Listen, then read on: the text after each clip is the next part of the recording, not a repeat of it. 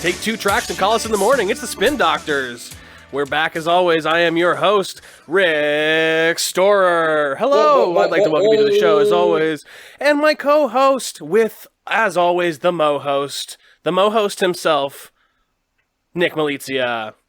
We need to get a new vibe for the beginning now. I feel like we're it's perfect. It's never going to change. The Mo-host thing is just, it's a no-go on the Moho, I feel. Hey, no moho. I'd like to welcome everybody to the podcast. This is going to be a good episode, I think. It is going to be a good episode. I will. Yeah, I guarantee it. I will Joe Namath guarantee this Jets victory that this will be an amazing episode. Tiger's blood. We want the ball and we're going to score. This is the Malizia guarantee. You got it. You got it first and foremost. And with the Malizia guarantee is much like a mattress guarantee. It applies forever as long as you don't remove his tag. If you take the tag off the Malizia, it doesn't guarantee you anything anymore. That's the weirdest thing, I think, I don't know why it's so... That's the only tag in existence that's like, don't fucking take this tag off. Don't take that tag off. Your mattress will fall apart. Yeah. I don't understand it. If you take it off, does your mattress fall apart or like burst into flames? What's the deal? What is it? I think we should ask Antifa. I feel like is that where we get answers? We rub the bottle and Antifa, the genie, tells us, right? I think that's... I'm not 100% sure. You take the tag off and the mattress opens up and outpours soup for your family. Just tons of cans of soup that you can feed your family with, or whatever the right was saying. We were throwing them at cops or whatever. I don't know, man. I'm Antifa. Us. Yeah. Yes. Wait, I don't want to go in on that. If you're not Antifa, then you're Profa. Oh, dude, that's fine. Can you hear that creaking sound? That is the sound of the branch, the limb that I am pushing myself further and further out on. It's just getting ready to break. And when it breaks, I will fall directly into a vat of gorgeous jelly. And what does a vat of gorgeous jelly remind me of? When I think of vat of gorgeous jelly, I think of only one thing. I think of our good friend and guest on this episode of the show, the one and only godfather of the San Luis Obispo comedy scene, very local legend. He's a very local legend. He's a legend, but only very locally. Yeah, the one and only Michael Zalusky. How are you? Hello. Yes. I am jelly. I am Smuckers. Poppy Smuckers. You mother Smucker. Poppy Smuckers is your rap name. Quick comment on the mattress tag thing. Okay. I've heard that it does ruin the mattress. I had a skin tag removed once, and then I had herpes. So your mattress will get herpes if you take the tag off? It could if it crosses over like that. Are bed bugs mattress herpes? Speak on that. Mm-hmm. I think they're mattress crabs. I would say yes. Okay. Yeah, mattress crabs. I think a mattress crab just sounds like a type of crab. Like there are so many types of crabs. A hermit crab, others. That I assume that there's a mattress crab too. Yeah, like soft shell. Soft shell, that's a crab. Sounds like a Tuesday night special at Red Lobster. Dungeons and Dragons crab. All you can eat. That's a type of crab. Yeah. Mm-hmm. That's my favorite type of crab. Chaotic delicious. Ooh, that's my D&D alignment. Michael, it's so good to have you on the show. We, of course, did a podcast together a few years ago that was so successful and I'm still reaping the benefits, world-renowned. Yeah. We got signed to a futures contract with the Cleveland Cavaliers for that podcast. With the rapper The Future. Yeah, yes. with Future. Future. After Russell Wilson stole his wife, he was like, what else am I going to do? I guess I'll go into business with these guys. Yeah. I think that it was a smart move. I think we're going to do our best out there. I think we're going to keep our heads in the game. I think we're going to push through it. And I think we'll do great. I think we're going to make it this season. Where am I? What am I doing? You are on the top of the Eiffel Tower. You should get down. It's unsafe up there. Oh, boys. I missed you, boys. I haven't seen you guys in so long, man. Well, Jesus. yeah, these are the days. Last time I saw you, you weren't a father. Yep, that's true. I like that the BF, like before fatherhood. Yeah. That was the year marker. 2019 PC, pre-COVID. Yeah, pre-com. Yeah. So now are you years 0 AF? Yeah, that is the truest thing you've ever said, Mr. Store. You know what? zero You're as probably fuck. right. I haven't said many true things in my life. You are a compulsive liar. It was an issue. It's not a compulsion. It's like a hobby. Compulsion it implies that I can't control it, whereas this is more just fun for me. Yeah. Oh, yeah. Absolutely. Yes. Did also, I was the first man on the moon. fascinating Never happened. stuff. We're getting into a. You guys really chopping it? Never happened. What did you just say? Nick exists just solely to cut my legs out from underneath me. I thought he was saying the moon landing never happened. No, that's what I was saying. The moon landing never happened, but it did sound like I'm just like, no, because there he goes again, lying. Rick immediately takes us at a slight, like, yeah, I totally did, Nick. Yeah, it was me. Why would you say I wasn't me? I invented space. I am Star Wars. So many Star Wars. When will there finally be Star Peace? Yeah, dude, that's You the just next sign the next on Star 2020. Abraham Accords. Next on 2021. Do you think 2020 should change the name of the show from 2020 to 2021? Discuss. Speak on this. I think that I don't really I don't think that it would make it would make sense anymore. Isn't 2020 like isn't like the top 20 The best tracks vision? from yeah. Mm-hmm. What is 20 Billboard tracks. What is the premise behind 2020? I don't even 2020 is they compare 20 the top minutes 20 or something? Billboard tracks to the top 20 recipes on bonappetit.com. Oh. And they Yeah, I would determine totally which watch one is that. better. Yeah, So I like, take is that this back. which is better, this Lana Del Rey song or this Pasta Aglio? Like, which Yeah. one Definitely is the better? pasta. Yeah, Yes. yeah, definitely. I'm just hoping that other people speak up because I'm drinking so much water. My mouth is so dry. I woke up today. It's the weirdest brag I've ever heard in my entire fucking I don't life. want to flex, but I I'm just really want to- thirsty right now. I just want people to drink so much water dude, that my Drink so mouth is much- actually. It makes my mouth dry. I drink so much water. It almost washes out the Like you. saliva that I have in my mouth. It's crazy. It's like how you can't have sex in the shower. Actually, somehow- shour sex is garbage. Sour man. Shecks. Sour Shecks. Sour Shecks open up for For Beck. Grandmaster Flex. And Beck. It was a really good show. I feel like you can make up any band name and say I saw them before they opened for Beck, and it's just like, yeah, that sounds right. It's fine. It's like Condom Brigade. Yeah, it's probably. Like, yeah, welcome no, to I my think I was at that oeuvre. show. Like, Yeah. That's my whole. That's all I do in my comedy is the same joke. What'd you get at the merch booth at the Beck concert? Scientology. Oh God, yeah. Do you think the merch booth at a Beck concert sells copies of Dianetics? Do you think it's like that blatant? Do you think there's people that are like, I'd like that pin and that Odelay record and this signed copy of the L. Ron Hubbard book and can you read my operating thetan level while I'm here? And one contract for 20,000 years, please. Is Xenu backstage? If there was one band that you could go backstage at a concert, who would it be? I will pose this question first to Michael. Any time in history? Like dead or living or dead or No, currently right now. alive? Right now. No, right now. With all the concerts that are happening right now. You're such Yeah, that's a big list. So, No, anytime in history. Anytime in history? Oh boy, I need a second to ponder. I mean, honestly, my answer is kind of lame. I haven't gotten to see Tom Waits. I would definitely want to like meet Tom Waits. Oh, that's yeah. But like when? Like what Do you era think of Tom Tom Waits Waits? is the type of person who would want to meet you? Like, do you think? I feel like Tom Waits doesn't want to meet anybody. I feel like Tom waits for no man.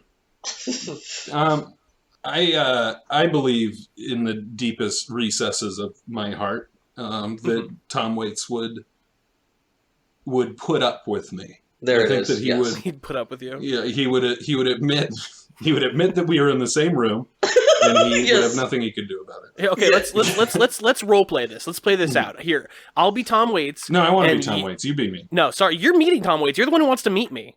Oh, you can't be me and meet me. But why can't I be? I want to meet him. You can't just stand in a mirror and be like, "I met Tom Waits. This is amazing."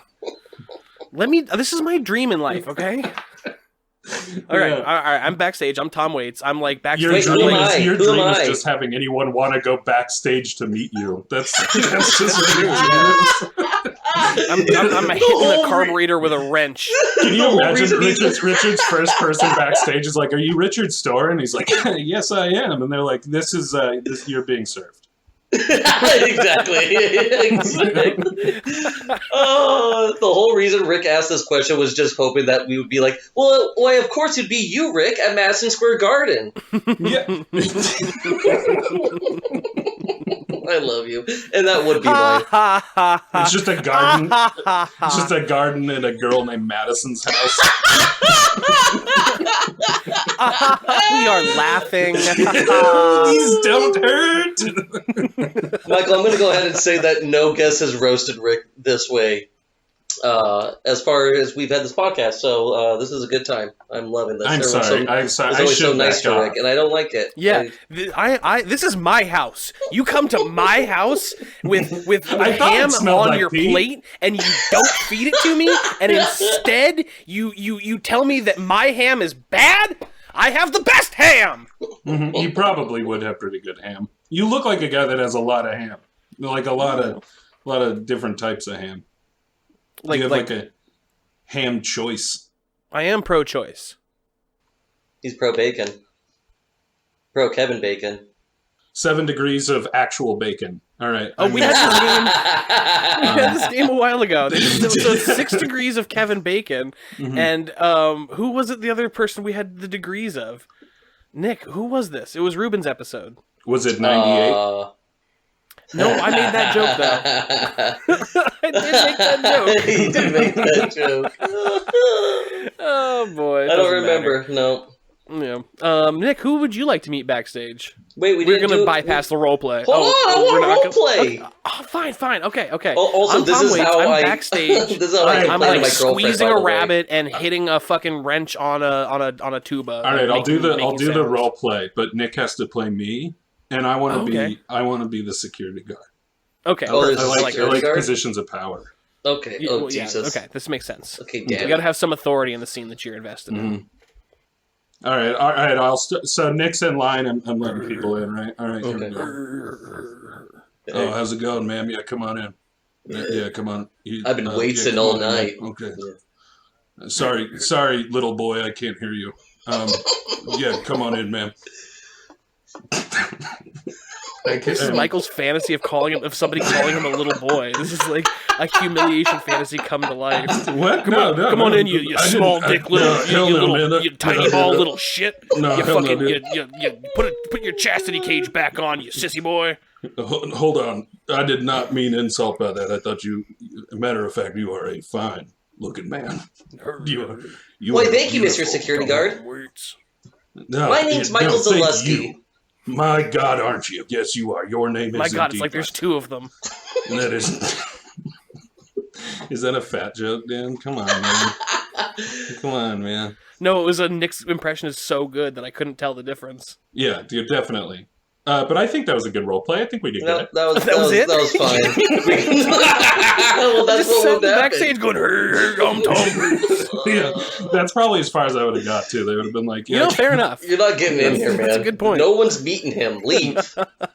Yeah, dude, look, seriously, man. The guy is 98 years old, dude. I don't know what you want to find. He's in a vat of preservatives. Like, we don't even know how to... We jostle him once a month to get him up. We don't even... He's male Betty White. Yeah, Like, he just literally, somehow... man. You do not want to meet this guy. He is terrible. He is 2/3 Rottweiler. Seriously, do not meet your... When people say don't meet your heroes? This is the fucking guy they're Do talking not about. be in a room alone with him. He has knives on his person. He smells terrible, man, and working for him is awful. This is a good roleplay session. He's I think mean we to were- my babies. Yeah. Dude, Also, Tom Waits gets security guards that sound just like him. Yeah. yeah. Well, Birds of a feather. yeah. Nighthawks of a feather. Nighthawks of a diner. Oh man, this has been fun. I'm glad, and I cannot believe our time's already up. It And really- yeah, this thank you was so been a great much. That was show a so great far. episode. Yeah, Yeah. being no here. problem, All guys. right, we love that I album. cannot, and I missed you guys so much, and I could not believe. I can't wait to miss you some more, buddy. Yeah, you can catch me on. You can catch You can me catch on. me on Parlor. Yeah. Well, actually, you can't catch me on Parlor because I guess they just shut it down. I don't know. The party had to stop sometime, my dudes. How do they get their Q drops now? I guess they have to go back. Why does 4chan let that keep happening? Why do they Keep letting things get shut down? the Q drops or whatever they call them, the Q-tips. Poor Q-tip. He must really hate this, dude. Yeah, this is a bad time to be Bad any time for any Q. Questlove, it's a bad time for him Yeah. too. Mm-hmm. Wait, I think he spells his name with a question mark. I don't think it's an actual Q. I think Correct. It's Yes. Yeah, maybe. Oh, wow. fine. Yeah, he's Question. the only person that doesn't have to be worried. Mm-hmm. I feel like he's dropped the question mark now that I think about it, though. I feel like ever since he's been on the Tonight Show, the question mark has been gone. So now it's the question, what's the mystery of the question mark disappearance? Classic Tonight Show move, by the way. Mhm. I just want to say, if you know anything about inside Hollywood stuff like I do, you would know that that's Yeah, Jay typical Leno's move. original name was Jay Leno? Yeah, James Linnerman is actually his Christian name. What about you, Nick? Who would you want to be backstage and see? And then we can do a poor role play of. Oh man, I was so there, I wasn't even really thinking. God. I mean, I feel like I have to just God? kind You of want to do be like... backstage at a God concert? No, definitely not. Like, What songs does God even way play? Way too mellow for me, and that's the mellow boy saying it. The highest of holies. That is a true. You would truly be graced to see them live. I guess I'd go like to a Stones concert in the '70s. Like Keith is like a The little Rolling mess up Stones? Yes. Keith's a little mess up on heroin. A lot of Jack Daniels back there.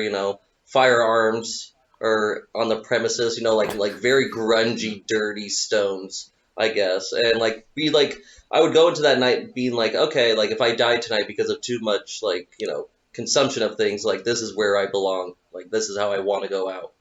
Mhm. Doing There are what I worse love. ways to go. Yeah, trying to keep up with the Stones. Keeping up with the Stones sounds. I love that TV show. That just sounds like the best reality show we never got. Like just Keith Richard mumbling into a fucking mumbling. Mick Jagger. It's just So yeah, Mick Jagger would obviously be the Kim Kardashian role. yeah. Keith Richards would be the Kardashian mother role. Hmm. And he would just babble at one cameraman. They would just assign one cameraman. What a disgusting display. I've lost respect for the Stones. Today, sir, I've lost respect. I gotta drink some for more you. water. Hang on. Oh, so thirsty. Oh, jeez, he's so So thirsty. much water. Oh, wow. He's a thirsty boy. He's got great form when he drinks that water. Thanks. I'm drinking regular water today because I usually have a sparkling water because I'm health conscious, but I still enjoy the blast of good flavor. But I am slated for it. I am absolutely lambasted for drinking a sparkling water every time I do it.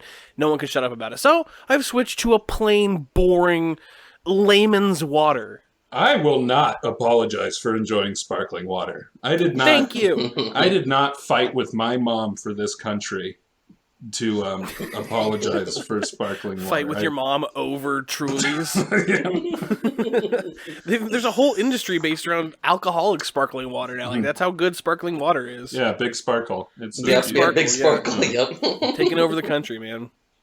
Can't trust anything from Big Sparkle. I don't even trust glitter these days. Yeah, Gary Glitter fucked that up for everybody, didn't he? Yeah, he invented D&D and then just fucked off. Gary Glitter did? Mhm. Is that a fun factoid I don't know about the weird pedophile Gary Glitter? Oh, I didn't know that Gary Glitter was an actual person. I don't know that's who why you the don't. fuck Yeah, you that's were the. talking about. You don't know who Gary I was Glitter talking is? about Gary Gygax, the inventor of D&D. Look, Richard, you should. You will be mind blown by the song that he got famous from. You should look up a pedophile. He is, well, obviously All right, he wrote the music before he was a pedophile. Wasn't like Okay. blasting that around. Wait.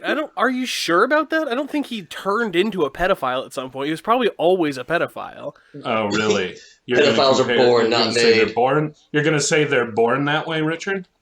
I mean, maybe it's Maybelline. But he did the song that you got famous for is the Oh, Rock and Roll Part 2? Is that what you're talking about? no, I don't actually know the name of the song, but it's the All I know he's a pedophile. they play it before every sporting. They used to. I don't Yeah, anymore. Rock and Roll Part 2. Mm-hmm. This song. Oh, this is called Rock and Roll Part 2? Yeah. Is there a Rock and Roll Part 1? I don't Dude, think so. I can't wait to see the weird disappointment when Nick hears what song it is. Like, he's just gonna be like, "Oh, what?" So this guy ended up being a pedophile? Nick, you know what song this is already, right? Yes. Yeah. Yeah. Rest, Oh, yeah. rest in Gary peace, Gary Glitter. Glitter. So he's a pedophile? So, I guess he got caught with a bunch of child pornography. Yeah.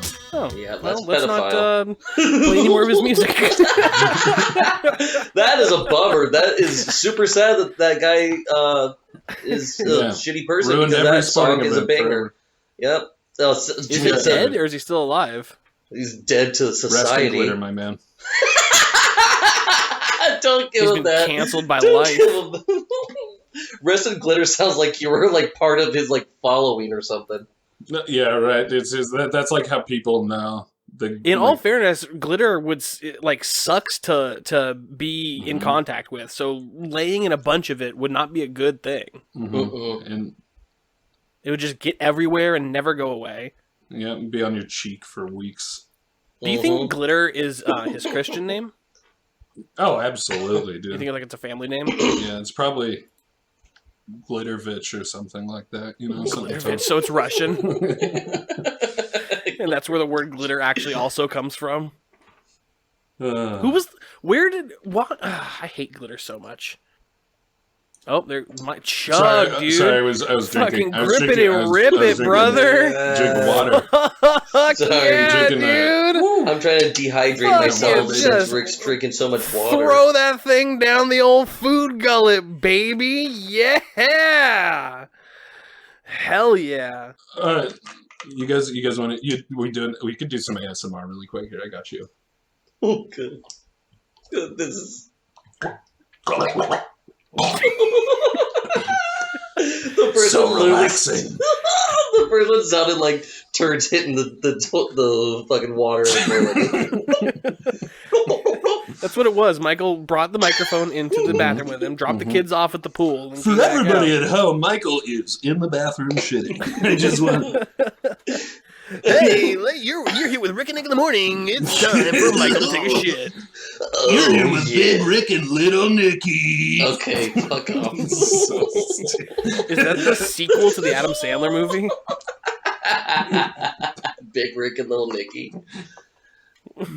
What was your intro? It was like, take 2 tracks and see you in the morning. This is a Big Rick and Little Nicky.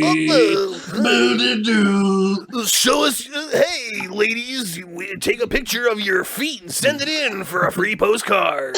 Uh-oh, guys. Who's here in the studio? It's our buddy Farts. Oh my Hey god. guys, but seriously, like we need to keep it under control here. Classic farts. Voter reform is something that we really need to concentrate on. And Oh my god. Michael, what have you been up to lately these days? What's been on your docket, buddy? I haven't seen you in a minute. Dude, it's been crazy. I'm, as we discussed a second ago, a new dad, so like a lot of that. I want a new obviously. dad. What do you have? New daddy. What did you get? What did I get? Yeah, is this like a dad to a fur baby or? No, like a human child. Human child. Oh my god. A human male child. Yeah. Yeah. Male Yes. child. Yeah. The stork dropped it off, but it was weird because he dropped it off out of my dick. Is the stork a euphemism for your dick, and like he carries the package that is your cum Yeah, to dude, the house that is just your the wife's? package is my sop and goo, my guy. My frothy cum spunk. You know what I mean? Oh my god. Wasn't that one of the Manson family? Cum spunk, yeah, it was Twiggy. Frothy cum spunk? It was It Twiggy. was Squeaky and, From. Squeaky From, Frothy Twiggy, cum and spunk. Cum Fart. That was also the names of the Spice Girls. Posh Tate Spice, because it sounds like prostate. You know what I mean? Oh, it does sound like it. Sounds like a really fancy prostate. Yeah. Posh state. Posh state. It sounds like if you like had gold leaf that you could drape on your They when you stimulate passport. a posh tate, you do it with your pinky out. You know what I mean? You do it with your pinky in my experience. Oh, that thing is Maybe a middle tight. finger. This has to be the most obnoxious show you've ever made, right? Uh, Yeah, this is Yeah. bad. This is not what this show is about, and no one is ever going to. But this is what happens when you get three dumb guys who are up And to a no baby. good into a room together, and we present to you it's the frat pack in. We got penis fart. Yeah, dude. Ooh, penis Art fart. That's another 17. guest you could have. Yeah. What is being a dad like? What is that like? In your It's experience? crazy awesome, man. To be 100% honest, it's fucking cool. Everyone as hell, says that. and, Is it What if though? you were only being like 70% honest? if I was being 70% honest, Mm-hmm. I don't have a kid. Oh my god, that's 70%.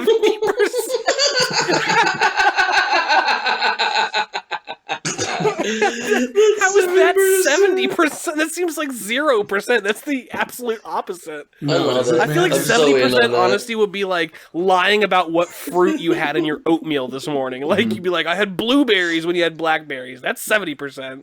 Not, my life is entirely different than you assumed. Yeah, no, it is. And I'm also lying about having a child, so we Oh my can God. rest easy on that. It's like when your wife Layers. finds out you have a second family, and you're like, well, in my defense, hon, I have been a 70% honest with you this entire time, so... And also, in my defense, you're the second family. Like, I don't want to split hairs, but that's a 30% lie margin, so I'm feeling pretty good about it. So I'm feeling kind of attacked by you, to be honest. you're putting me in a position that I really don't appreciate, and I came out here to have a good time. And then the baby starts crying, and then I go, shut that thing that doesn't exist out.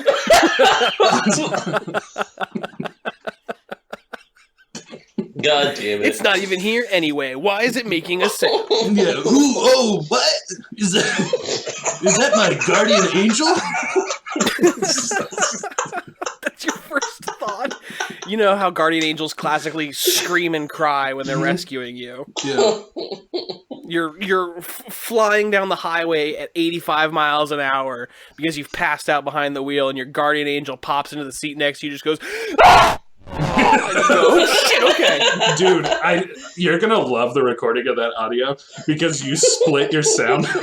So like literally it sounds like you died. It sounds like you got sucked out of an airplane when you did that. Like, if you left that as a Oh my voicemail, like, God. I'm concerned for you, and I'm calling the police, because something bad Yeah, happened. dude, that was several people received that exact same phone call at night. That was a sudden ending.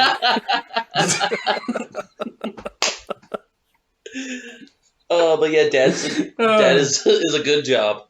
Dude, people came here to listen to people talk about their music, okay, guys? And I feel like we haven't really stuck to we got sidetracked with the role plays and the make-em ups, and we haven't talked one iota about the album that I brought here today. No, we did talk about Gary Glitter a little bit. We did. Is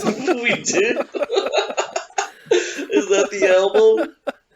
To all of the new listeners who are listening, if this is your first episode, it was great to have you for as long as we did. I'm Thanks for sorry. sticking around for that. You know what? More power to you guys. But let's go ahead and take a break real quick, and when we come back, we will find out the album that you have brought, and we will get into the actual show.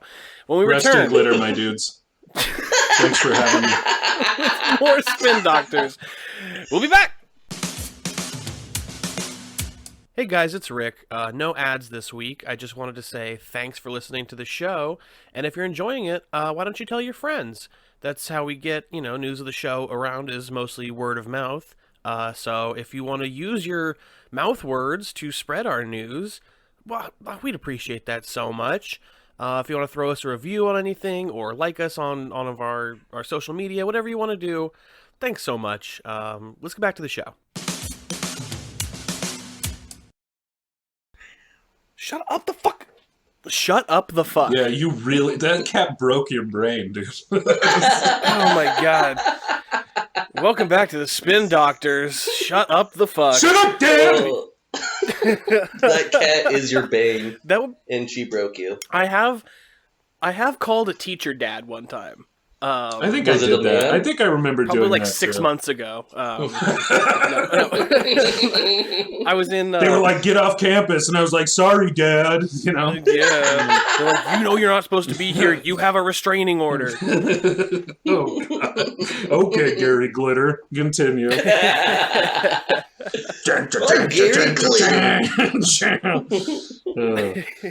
Rock and Roll Part 3 coming up. Yeah, I was in, God, it must have been 5th grade. So my dad had, like, this is the worst part. Oh, fuck, no. My dad had, like, just died. Like, maybe, I don't know. That teacher was like just, like, so months. worried that it... Yeah. Oh, no, the duckling thinks I'm its dad. Like, Yeah. you're gonna Like, follow don't him. follow me. Like, oh, hey, Duckling. Dad, and just the expression of sadness that greeted him, and I was And just concern mortified. of what to do, like how am I supposed to handle this? They didn't teach you. Did they teach this segment at UC Berkeley? They said they might call me their dad sometime, but does he actually think that maybe his soul has possessed me? Oh, hello, Dad. Hello, son. How are you doing? Hope your schoolwork is good. I love you so much, Dad. Thanks for not dying.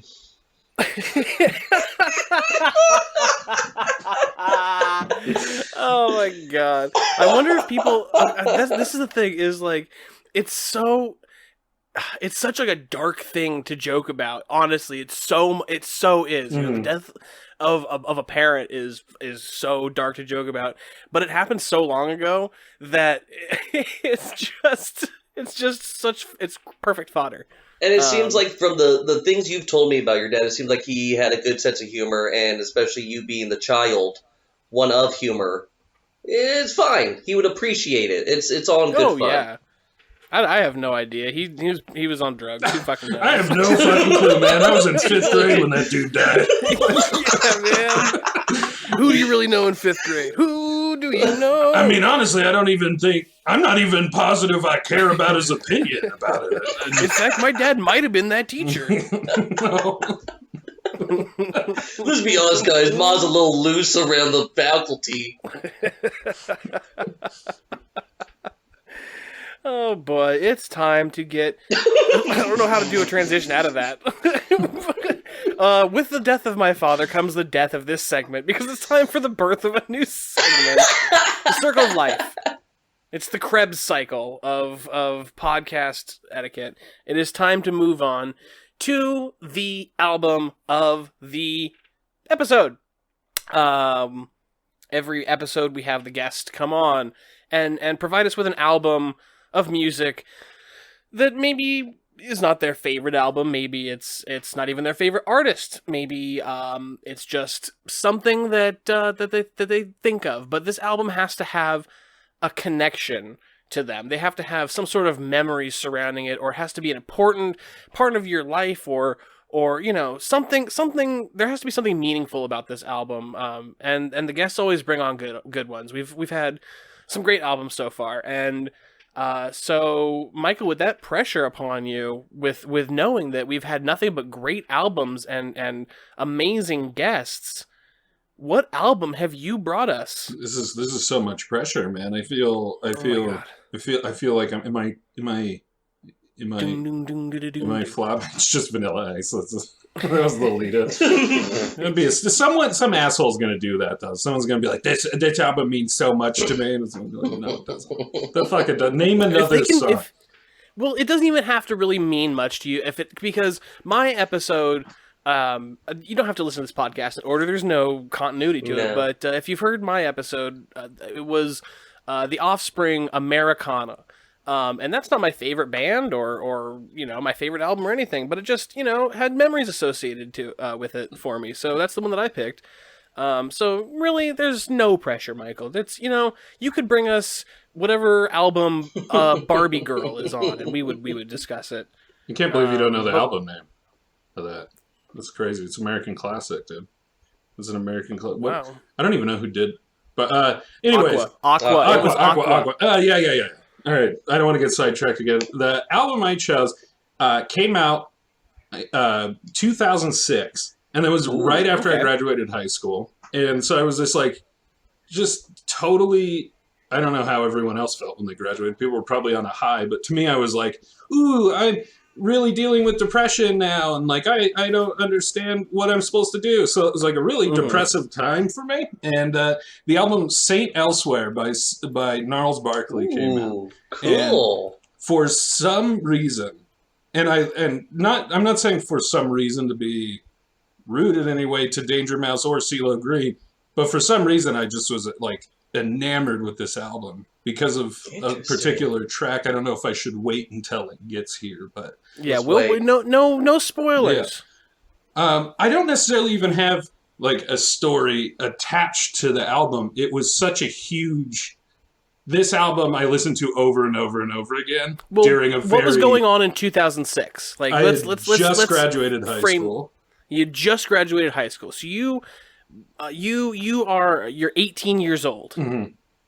You're fresh out of high school, and you don't know what's going on in life. You don't know where you're gonna go. You don't know what you're gonna do. Do you have college plans? No, I wanted to go. I was gonna be a theater major, and I was like that. I fell out of any sort of. I just lost the will to even be involved in the theater majorship. I didn't like being around the people. No offense to it was just no offense to theater kids, but you're well, no, I loved theater kids, for sure, but at the same time there was something different from doing that in high school and then thinking that I was going to do that for a living, theater major. It's hard to imagine that being a job that you can make money at, right? Yeah. So I kind of just at that point I didn't know anything that I wanted to do. I felt completely lost and shit, so it was a very weird time. And this album just resonated with me because of I don't want to jump too far ahead, but I'll have to explain it as we go, I guess, really, because I don't want to I don't want to accidentally spoil my talking points, I guess. I don't know. Yeah, you've prepared a list of talking points. We always ask every guest to do a lot of research and homework before they come onto the show. Yeah, I did a bunch. I listened to the album before I came on. Yes! Honestly, that's probably more than most of them have done. I'm just kidding, past guests. We love you. How many episodes you guys at now? I don't know. I'm not sure when this one's going to come out. There's no continuity to these things. Oh, so I shouldn't reference anyone else's episode then, huh? No, you can reference whatever the fuck you want. It doesn't matter. Yeah, they can figure it out. Yeah, okay. You know what, listeners? This is a compliment to you. We think that you are so technically and intellectually apt that you will be able to decipher the timeline of this show. And if you can't, fuck it. It doesn't matter. We're just going to listen to music. Does the timeline really matter? I mean, look at the Marvel Cinematic Universe. That shit has been released so far out of order, and everyone's just like, yeah, you just fix it. You just watch it later. Mm-hmm. Right? Yeah, no, I did totally fine. I ignored 90% of that after I heard that. That's probably the best way to approach a conversation with me is to listen to the first part of it and then wait a while and then hear the last couple words. You'll probably get the gist. Right there. Yeah, that's right. That's the point. Okay. No, I just mean at that point right there. And then... Oh, I thought you meant that's where I need to stop talking. I have a certain number of words that I am prescribed. Exactly, that's what I was thinking. Oh, I love you. This album, I can't even. So I guess what I could say is Danger Mouse, one of the duo, had just produced an album called The Grey Album, and it was Jay-Z's Black Album and the Beatles' White Album, and I thought that was so cool. Like at this time, mashup albums. What is this? What is this album? It's called The Grey Album. You never heard of The Grey Album? But no. It's a mashup album of Beatles and Jay-Z. Yeah, it's like the first thing Danger Mouse ever did. He did it when he was like in college. So it's Jay-Z's lyrics from the Black Album with the instrumental of Beatles songs from the White Album. Mm-hmm. That's incredible. Is it like track by track in order? No, I don't believe so. I can't say that for sure, but I don't believe so. I don't interesting believe so idea. either, but it was and I mean it was like wasn't it a mixtape? Like I don't remember this being the reason I found it was because that was the era of LimeWire. Yes. And shit like that. Man. Yeah. It might not have been LimeWire, but it was one of those peer-to-peer sites, that everyone destroyed at least one or two desktops with, Kazaa. Yes. I had all of those things. So I like how piracy was just so normalized when we were 12, 13, 15 years old. It was just like, yeah, that's what you do. You just, go to this site and you just download a thing from somebody else. That's what truly destroyed the music industry. We're to blame, Yeah, that's what destroyed the music industry, was the music industry not getting everyone's they made so much money even through that era that it's just a ridiculous idea that Lars Fredericks and people like that were just like, we gotta stop Napster. So Lars Ulrich from Metallica. Yeah. That was hilarious. The other singer in the band is CeeLo Green, and CeeLo was in Goody Mob, which was one of my favorite things growing up. I don't know if you remember Goody Mob, and also I didn't listen, but what's that? Oh, I didn't listen, but I was aware of Goody Mob. Like they had an affiliation with Outkast, kind of like that. They were like that Atlanta, that early 2000s Atlanta rap scene. Oh yeah, that was the. I believe they were all from Atlanta. That was all the Atlanta rap scene was Goody Mob and Outkast and. I believe it's pronounced Hotlanta. Oh right. Sorry, that's right. Ooh, that is good. Yes. I forgot the A's silent. Yeah. Also, CeeLo Green was in one of my all-time favorite tracks with a man under the nom de plume of Trick Daddy, and he had a song called "Sugar." Is that Sugar Sugar How You Get So High song? No. That's also a great song. I'm pretty sure it is. Also a great song. Yeah, also a fantastic song. But "Sugar" with CeeLo Green and Trick Daddy. Trick Daddy has possibly one of the greatest lines ever, and it is. There's so many good lines. I know someone's going to be like, that wasn't the best line. This is the best line. But the best line, your guys' forums are going to be fucked up after this. So someone's already going to about Sugar. Dude, already have you seen them already? It's a bloodbath. It is. Your Reddit is. Oh, I know. Popping. Our spin doc is just going nuts. You should have seen the forums after what we said after Adele's 19 album. Oh boy! Oh my God! And what we said about the inauguration, boy, gee, And after who they supported in the march, there's a line that Trick Daddy. This is a Spin Doc Pod just coming at you with one simple message, and that is stop the steal. Yeah. Our advertisers today is stop the steal. Yes. Rick dresses up as the Spin Doc Shaman. Yeah. Oh my God. Yeah, that would be incredible. It's just a furry hood. You don't actually wear like It's like a wolf head, like one of those furry wolf heads, my fursona. Yeah, but from a humongous furry, he's just like print this furry on top of the head. But he has records that he throws like weapons. Like remember how the Ninja Turtles? Did you guys have the Ninja Turtles action figures? When you were I had a so ton do you remember the van that shot pizzas? Mm-hmm. And it had like a swing out seat and shit. Yeah, it had the swing out thing and it would like fling pizzas. Mm-hmm. That's what this guy does with records. He's got in his fursona. Oh. Yeah. And he is the shaman. Does he have like a doctor? What makes him the doctor though?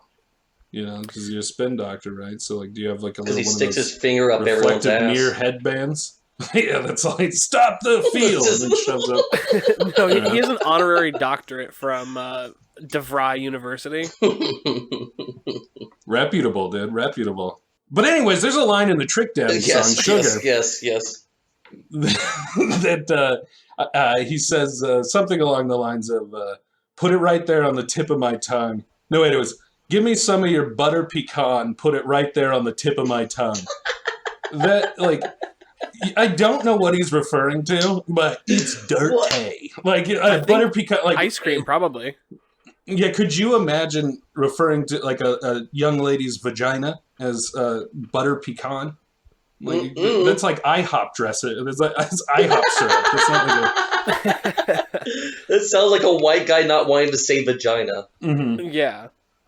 We're not Trick. I'm not even Trick son. I'm nothing. I'm not Trick. Trick Pep. You could be like. I'm not even the Trick fun cousin. Trick Pep. I am no member of the Trick family. There's no way I can family friend. that off. No, not even. I'm like Trick. I delivered a package one time to their house. You're just a knock joke. That's your kind of trick. Let's keep going. So what was the first time you remember hearing this album? Like, do you remember? Oh, absolutely. The first time. Yeah, absolutely. I'd heard about the project, so I got super excited and I went and bought it. And you can see the album art right there on the thing. Mm-hmm. And the first track of the album, I was listening to it while I looked at the cover of that album. And the song is exactly what it seems like the theme song to that album cover. And I remember it just like kind of like oddly blew my mind because I'd never really been into concept albums or anything like that. Of course, I'd seen Tool albums and all the amazing album artwork and shit like that. But when you start Go Gadget Gospel, I know, great track name. When you you start that, just look at the cover of that album, and that was my first experience with ever hearing Gnarls Barkley, and it blew my fucking mind. I thought so it was you so knew cool about this because you were a Danger Mouse fan, right? Yep, yeah. And so when this came out, you were excited about it because I think I read about it in like Rolling Stone or something. Oh wow! Like so it was a hyped project. Okay. I don't know. I can't. Don't quote me on that. I might be wrong, but I think I read about it in some sort of publication. Yeah. Okay, but that's because I didn't know anything about this. Like the first I ever heard of this album was when the most famous song of it was on the radio. Which, everybody knows by now that there's that Crazy is on this album, which is overplayed, but a fucking brilliant song. Yeah, that song is it's absolutely very good. Fucking brilliant. Yeah. But that's the only thing that I ever heard of this album. I never, I didn't know anything about it. I didn't know, and even when CeeLo Green went solo later and was just doing his own thing, I never knew that he was a part of Gnarls Barkley. I never associated it, never even crossed my mind. So you got to that's almost like a bit of a treat. You get to experience the weirdness and awesomeness of CeeLo Green on multiple levels. Because if you like I said, what old Goody and then Mom, I got to see him play a hot tub on American Dad. Truly the dream of a lifetime. Is that a thing? Did he play a hot tub on American Dad? He literally did. There's an American Dad episode that's supposed to be. I'm CeeLo Green. Yeah, I think it's like the Simpsons Treehouse of Horror kind of thing, where it's an anthology episode, or like a crazy, not actually in the canon. But there's this killer hot tub that they buy from a guy who looks like Prince, and it is voiced by CeeLo Green, and it tries to kill people, and it sings songs, and truly, it went from hearing Crazy to hearing Fuck You to seeing him on American Dad, and I was sold. That's all I needed. Yeah, dude, he's amazing. His career is fucking hilarious and amazing to me at the same time. Everything about this album. The reason I love this album so much is because of how it was me at that time so perfectly, because some of the tracks are so fucking stupid that are they?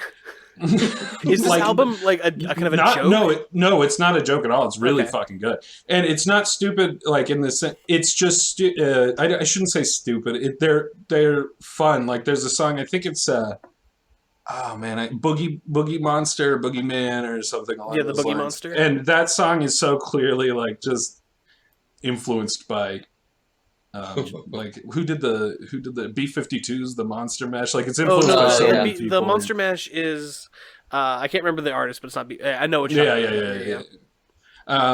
And Which okay, I have a gripe about the Monster Mash.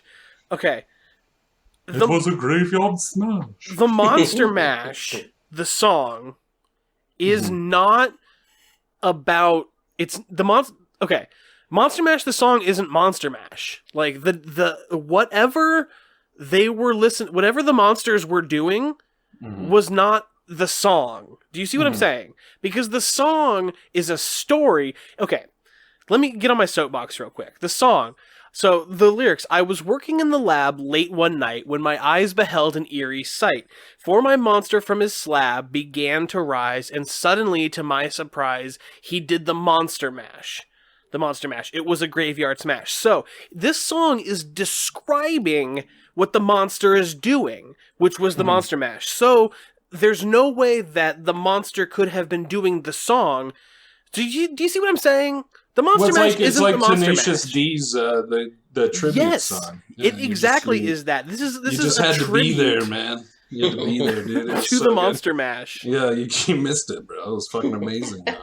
Also, the worst looking at these troubadours lyrics, in history, man. it's by Bobby Boris Pickett and the Crypt Kickers. That's who did it. And also, looking at these lyrics, this song is long as hell. It's a long song. I feel like it is long, right? I Yeah. feel like the radio only plays like 2 minutes of the fucking Right? thing. There's a lot of verses in this thing. Dude, they drop bars, bro. That song's got... Yeah. This is like a Twista track. I'd love to hear Twista. I would love to hear Twista do the fucking Oh my Monster Mash. god. It's literally 4 seconds long. Yeah, seriously.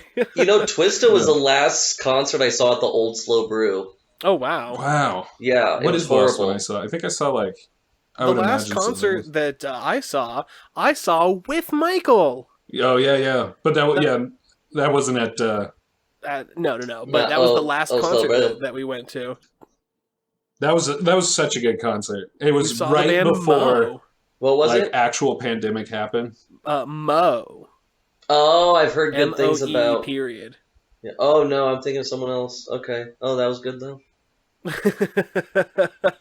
That was so, like, passively like- dismissive. Oh, I've heard good things. Oh, that was someone else. Oh, He clicked that on a was Mo good, though. track and heard like 3 milliseconds of it. He's Yeah. like, wait, no, totally Never wrong mind. people.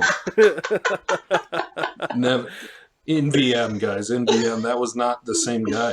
The guy I was talking, Who were you thinking of, Nick? Murr. Mo, the bartender from The Simpsons. Oh,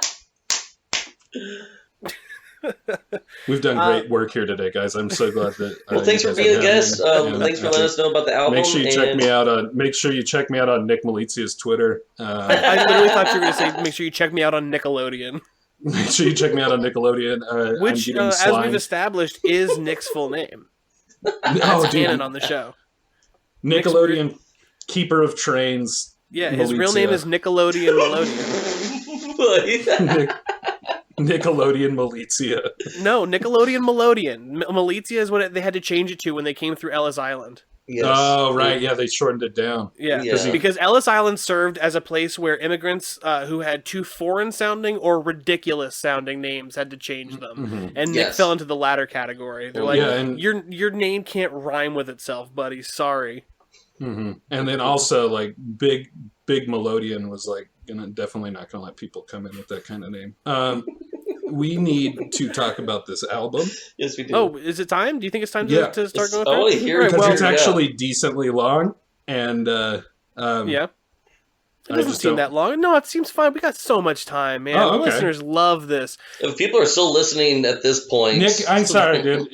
Nick keeps DMing me, and he's like, he keeps like doing like the hurry up thing and all that. So I'm like, Oh you know, yeah, he's he's just yeah. sending you videos of him like like him going with the- like this Yeah, with the- off screen, yeah, just kind of like Yes. rolling his hand. Come on, Stop. spinning let's go. his hand around. yeah.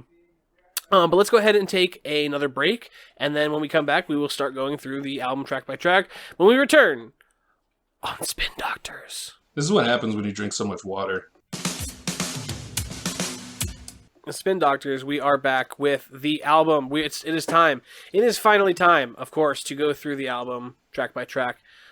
We've got 16. Well, we're not going to go through the instrumentals. We've got 14 tracks on this album. So we got a lot to get through. So let's get started with the first track. What do you say, Michael? Let's do it, baby. What do you say, Nick?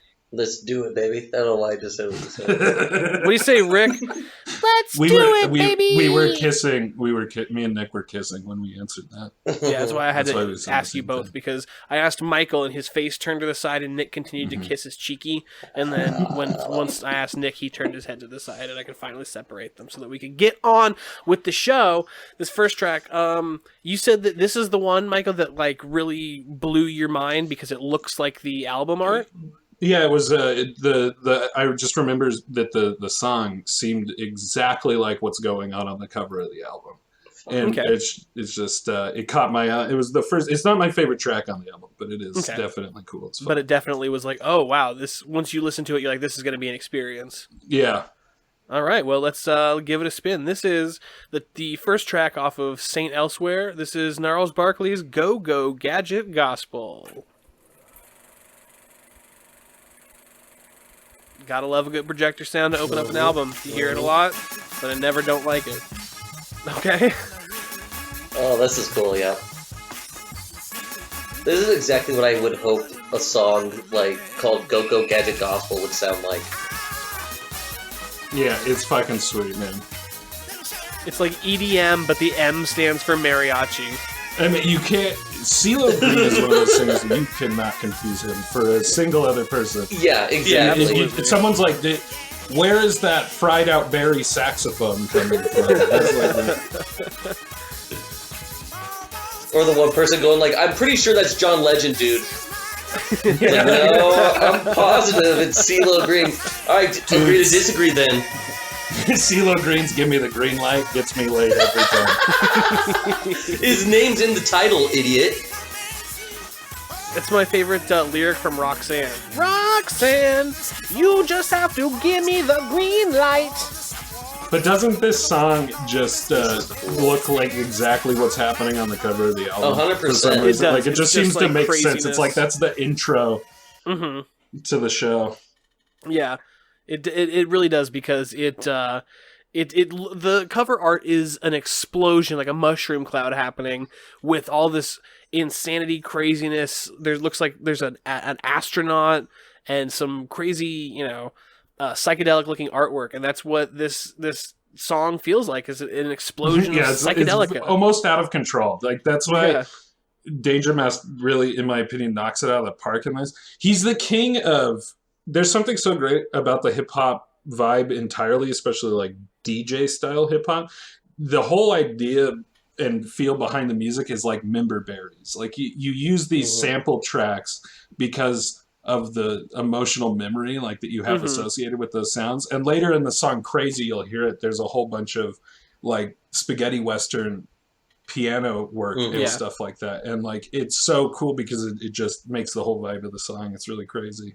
How you can associate with just those sample notes and shit from the background tracks. It's crazy. Well, yeah, it's like that drum beat, the Winston's Amen Brother, the most sampled beat in all of music.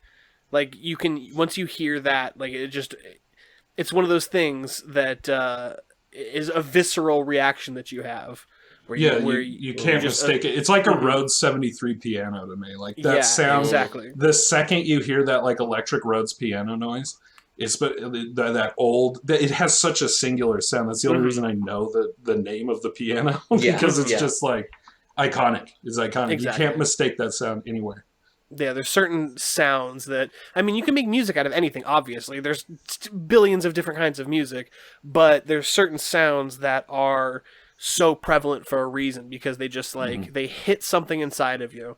Yeah, it's like it rings a bell, man. It's just crazy. You always, absolutely. It's like on the tip of your tongue every time. Put it right there on the tip of my tongue. If you try, it's like a butter pecan. Yeah. The way that Danger Mouse like produces this whole album blew my mind at the time. I had never heard anybody in the hip hop genre or like hip hop adjacent at all ever really do such a bizarre because it's almost like there's electro notes in this album and stuff. Like that first Go Go Gadget Gospel, the Go Go Gadget Gospel song is the perfect song to intro this album because it's completely insane. It doesn't even make any sense. It is. You might say that it's pretty crazy. Nice. So Rick likes to do, and it is a thing that is fun. Like we like to try to segue into the next song by using the title in a sentence. So please jump along. God, I haven't heard this song in But don't you even forever. fucking try to introduce a song, boyo. That's my gig. Okay, well, but listen to the background tracking in this song, and it blew my mind because it is all of this stuff is just from. Most of it is from old spaghetti western sounds. Like the whole vibe is insane. It's it is. It sounds like every sound is a sample from something else. You know, it. I mean, it obviously is unique of its own thing, but it also sounds like it's a compilation of all these different sounds. Yeah, kind of like the way Danger Mouse has made all of his. He's also in the group. You might have heard other projects he's done. He's done like. He produced a lot of Gorillaz songs. Oh, really? Yeah, I think he produced Feel Good Incorporated, which is like one of their biggest songs. Oh, yeah, yeah. You're the only person I've ever heard like say that whole thing out loud. I've never heard somebody say Feel Good Incorporated. It's always Feel Good Inc. Yeah. That's funny, though. The proper title, if you're a real fan. He also does Broken Bells, right? Yeah, that was the other one I was going to say. If you remember Broken Bells, he's in Broken Bells, and that's an amazing project as well. That's awesome. I enjoy it. I mean, this is so very like Danger Mouse's projects are so early 2000s, mid 2000s. Like they're almost like he's almost like in a position that Run the Jewels is in now, where it's like you can't watch a movie without hearing a Run the Jewels track. Right. Like back then, at a point, that was kind of what Danger Mouse was. Like he was just in everything. And especially after this song. Exactly. Yeah, oh yeah. Crazy was the track that broke this through, obviously. Like, that was the radio hit, and that was the only song that I knew off of this album. That was the one that I heard. And I remember hearing this song I was in high school still. You know, I graduated a couple of years after you. 1 year after you. I don't remember what year I graduated. Who keeps track of that shit? The government, dude. That's who keeps track of it. They never let you go. Once they get you in the system, dude, they never let you fucking Mark go. Zuckerberg. Yeah. Actually, I don't even think I had a Facebook profile in high school. No, I think that was a little I didn't. I think it was around, but I started it after. I don't think, actually, you know what? It wasn't, because it was only for college kids at that time. Yeah. You had to be in a university, I think. Right. I remember when that was a thing. Yeah. We all had MySpace. MySpace, bro. Yeah. Yeah, buddy. We had MySpace. Oh, boy. MySpace. I feel, dude, MySpace, maybe it's because I'm looking at it through rose-colored glasses, and I'm remembering it with a film of nostalgia over it, but MySpace was so much better than fucking Facebook. There's elements from MySpace that I wish other social media things had. Yeah, but it also you were able to customize it more. Yes, you know, that's what I want. You could drop in HTML code and customize your page. Have your background be cool. There was the whole have different fonts and music playing. I remember the song playing on your profile was a make or break. Multiple hours being like, oh man. Either I get Facebook and Comic Sans or I'm fucking done. That's all I'm saying. Yes. Unless I can put a GIF on my front page, I am out, buddy. That's all I gotta say. I'm tired of it. It's too toxic, Facebook. It is disgusting, you know? Like, I think let's just go back to the time we could do a top 5, you know? Exactly, yeah. When you had your top 8, that was the toxicity of MySpace, because that was where you pit your friends against each other. The biggest fight I ever had with my high school girlfriend was that she was not number 1 on my top 8. Like, and I mean, like, if you were to walk by us and seeing us fight, you would think that I like hit her or something, you know what? or that I cheated on her. I would have fought you too. Yeah, you're about to get canceled, bro. Like, you don't get to treat people like that anymore, Yeah, that's dude. fucked up. Watch out. But yeah, it was real, man. Top 8, and then like so there was that I don't know if it's a hack or something, but like you could change it to like top 4 or like some like weird people you like could top narrow it 12. down And it's like no further? one has a top 12. Okay, name 12 people you like legitimately like. Yeah. I exactly. remember Okay, so let's thinking do that. about Hang on, how, Michael. like, Wait, I want to do that. I want to play this game. Let's name 12 people we legitimately like. All right, you go for. I'll go first. Okay. Wait, is this like? Are we timing this? No, I don't want to play this game, but okay. Literally, yeah, I don't want to play this at all because it's just me and Nick are gonna leave you out, and you're gonna be hurt. You're gonna be hurt. It's gonna be like at Madison Square Garden, right? All over again, Rick. Yeah. Yeah, well, at least I'm performing at Madison Square Garden. I'll do a top 2. Nick and someone else. I also like how the insult against me is that I'm performing at Madison Square Garden and you guys don't that's the insult. What a fucking loser. It's like, dude. no one would come backstage to see you when you're performing for 60,000 people. You piece of shit performing for 60,000 people. Loser. No one's going to come backstage. Meanwhile, I'll be at the coffee shop right. down the street for maybe 6 people if all the people I invited show up. Exactly. Yeah, if your mom's not working. Yeah. Even if she isn't. She says she has other things going on. Yeah.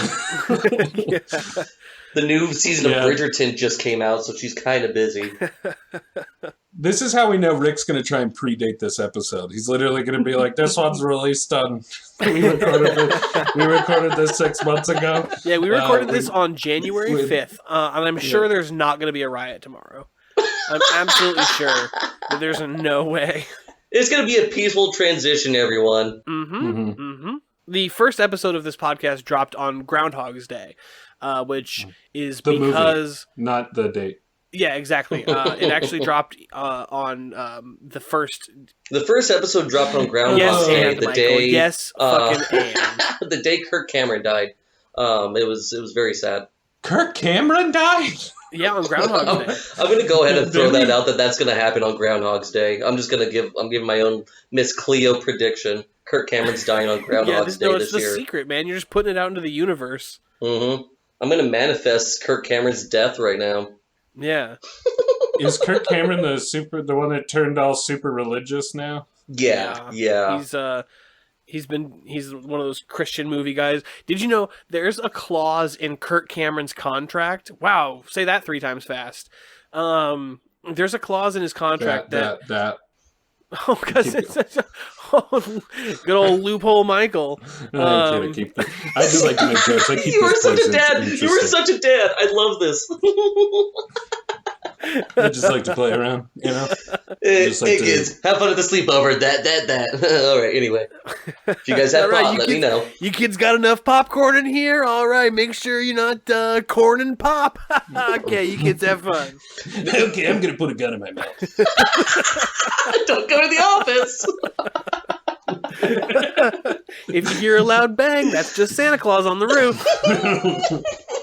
Kirk Cameron, in his contract, has a clause that he won't kiss any other woman besides his wife. So his wife come in. Yeah, his wife stands in for any actress that he has to kiss. Yeah, so they always have to film it. So there will never be a Kirk Cameron kiss. Say that 3 times fast. Where don't you do it, you son of a bitch? Where you can actually see both people kissing because it's always his wife standing in for him. Fun fact about everyone's favorite actor. Okay, now I will follow that factoid up with a question. When's the last time you saw Kirk Cameron in a movie where he needed to have his wife come in to get kissed? Well, that's all I watch. He made a fucking contract for nothing. He made a contract for fucking nothing. I have contracts too. I have a contract too. Whenever I go to the moon, you have to buy me soda. All right, I'll sign it. We've all signed it. We all agreed to it. Yeah, sign it. Sign it. Sign it. Sign it. That's the universal contract we've all signed with Elon Musk. Dude, Elon Musk, his cologne name writes itself. Am I right, guys? Right? Like, why is there not, yeah, the Elon Musk. Yeah, there's, like, a very missed opportunity with that, and Tesla, like, they're like a scent in the car, like, oh, there's a musk in here, like, come on, You know, he would make it smell like he would make it smell like fucking like silicone caulking, and it would be called like 7916 or some shit. Like it would be like, this is the smell of the future. This smells like robot farts. 7-Eleven parabola. Buy my new scent. So, okay, wait, before we get into this is an important thing. This is, the name of this song is the title of the album. This is an important thing, yes. It's the titular song. Titty song. It is the titty song. Do you have an opinion on the titular song from an album? So let me put this in context. So like if a artist names their album after a song on that album, do you think that should be the best song on the album, or do you think that should be the most like indicative of the album, or why do you think they would pick a certain song to be the title track on the album? I'll answer it by kind of saying that actually I was going to say before we started this question that this strangely is my favorite song off the album. Okay. Strangely, but I usually don't like titular tracks. They're not the best songs on the album. Okay. Yeah, they're not usually the best songs on the album. So, like, when you're, like, listening to an album or anything, like, you come across, like, the titular song and stuff, your, like instinct is, already over it. Usually, especially with people that are mainstream, usually it means that it was the single. And the single, notoriously, is, especially when you get up to really successful people, the best tracks on Eminem's albums aren't the single tracks. No. It's the tracks other than those. You know what I mean? So it's like point. That's always been the analogy. Way. I love that. Yeah. I think every Eminem album about him killing people, whatever girlfriend he's currently killing, is probably my favorite track on any given Eminem album. You used to listen to ICP. Like, I really think that... I'm so glad you brought that up. Most of your famous... I have no room to talk. Mm-hmm. Start the song. It's funny to talk about ICP. I was going to... When you had me on, I was going to come up with a whole bunch of facts, and it was just going to be facts about the great Malenko, but we were still going to be talking about Say Elsewhere. So well, as has been discussed before, you're the whole reason that I started listening to Insane Clown Posse in the first place. Yes, which I just found out while we Hold on, wait, this podcast. 1 second, hold on. This song... this is cool. Has, like, one of the best lines. Yeah, it's so fucking good. Oh, where he talks about the butter pecan on the tip of his tongue? Yeah. Yeah, that's the only part I like. That's the... Butter pecan! There's a line in this. I'll actually just let this play for a minute.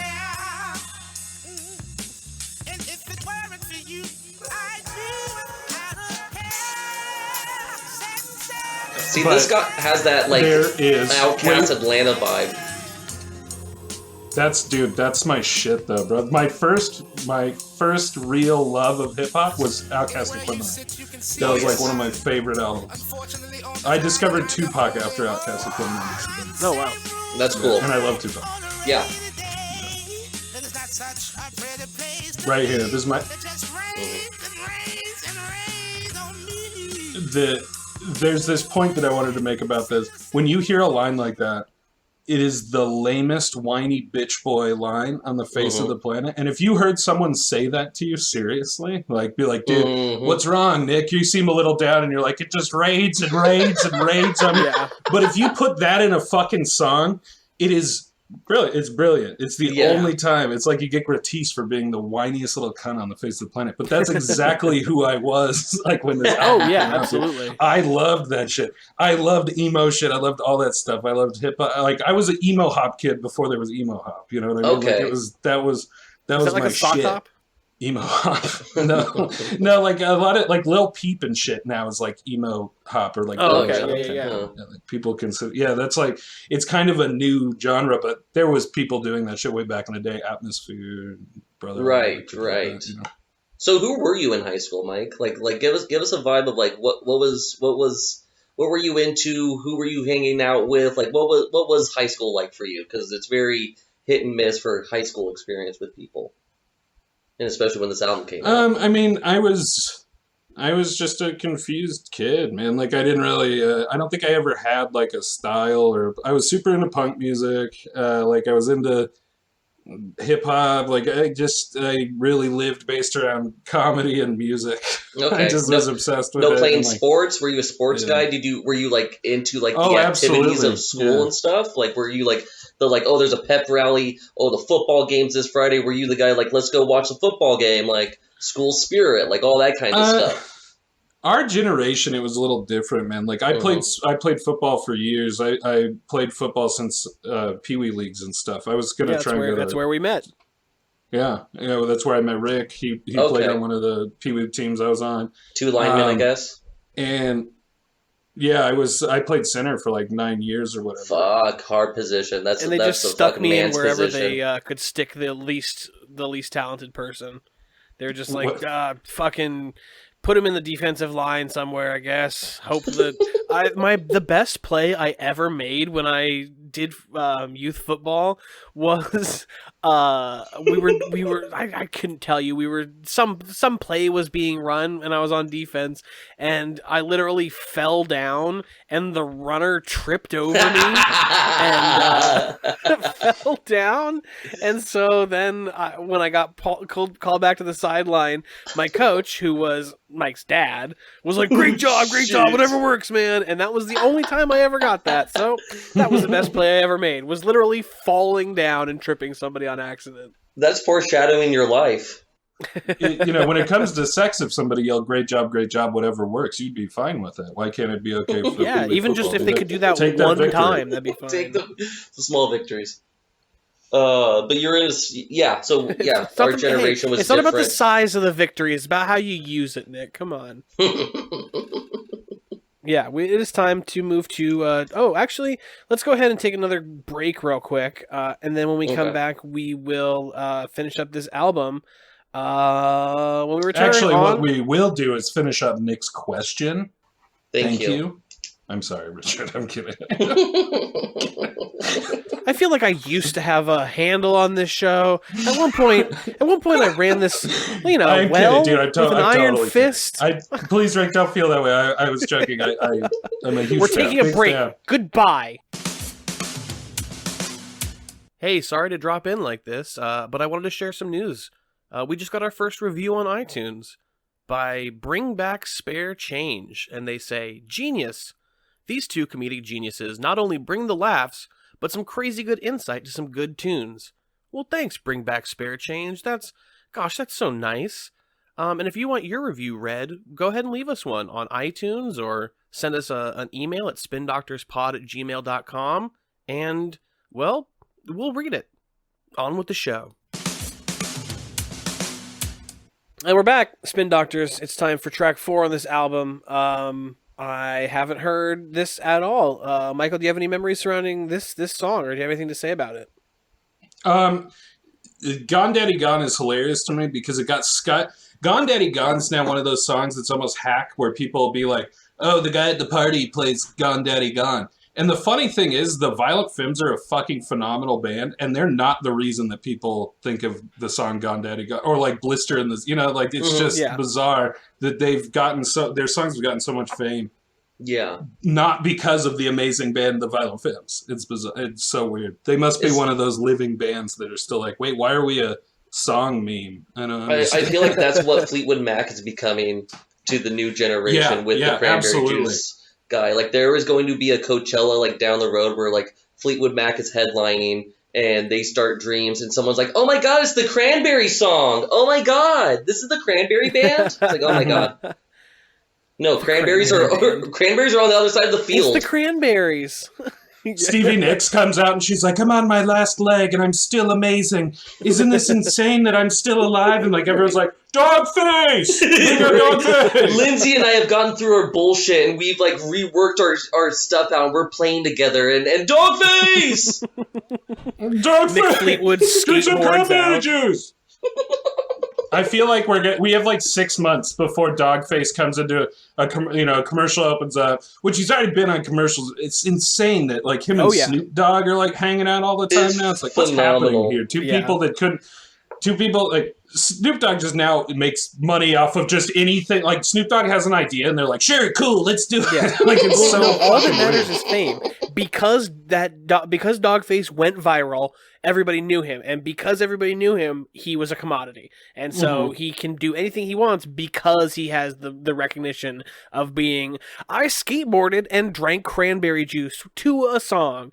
And everybody in the world. Yeah, but when you have like 90 million followers and shit like that, but for no reason, literally, that shit's as relevant as it can get, man. Like we might not like TikTok, but that shit is as relevant that it could ever fucking be, dude. Oh, right, no, absolutely, it's insane. But he's still bartering based on like his economy value is based on just the fact that he has.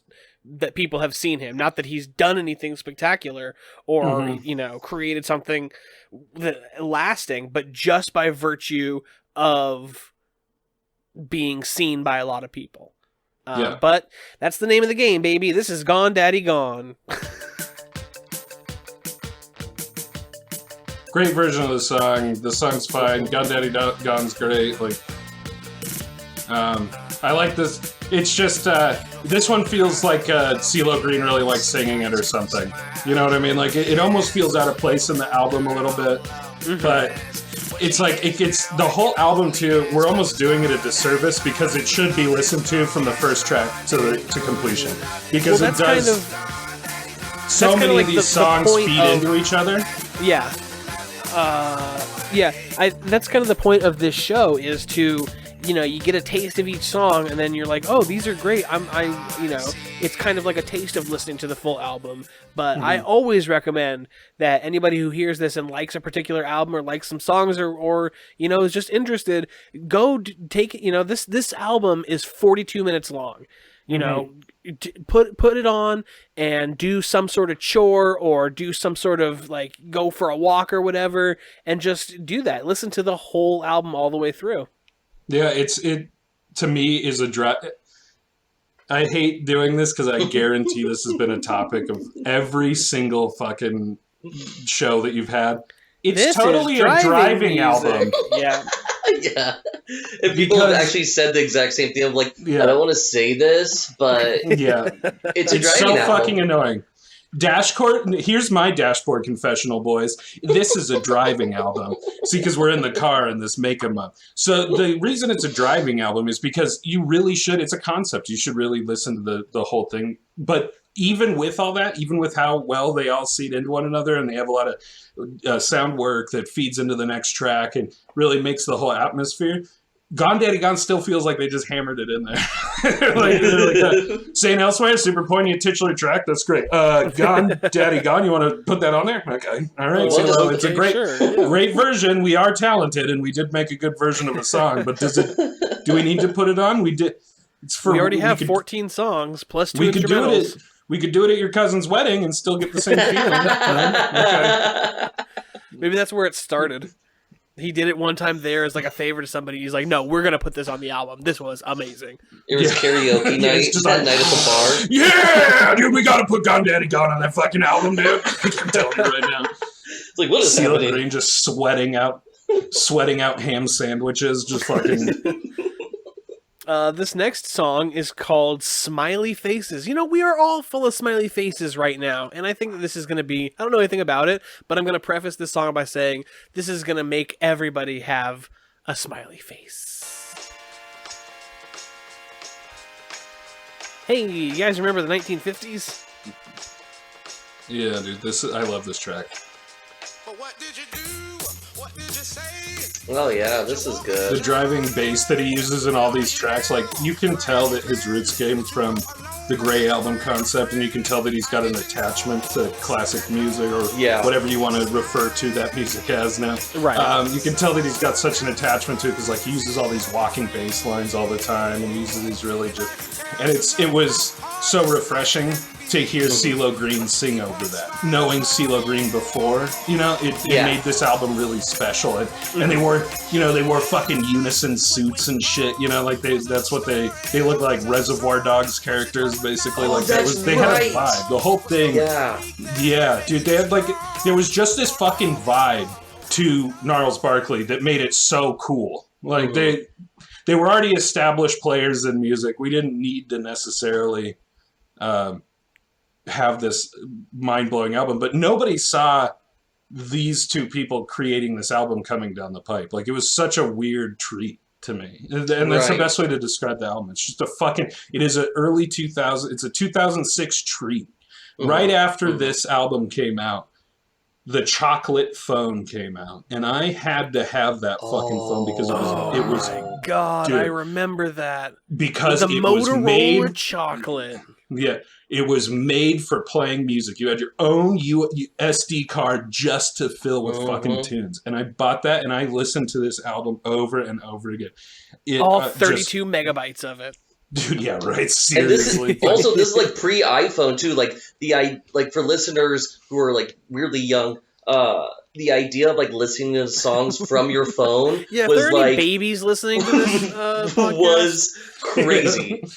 And I had to have that fucking phone. And this album, and the only reason I remember when a phone came out is because of this album. Like, that's how pointed.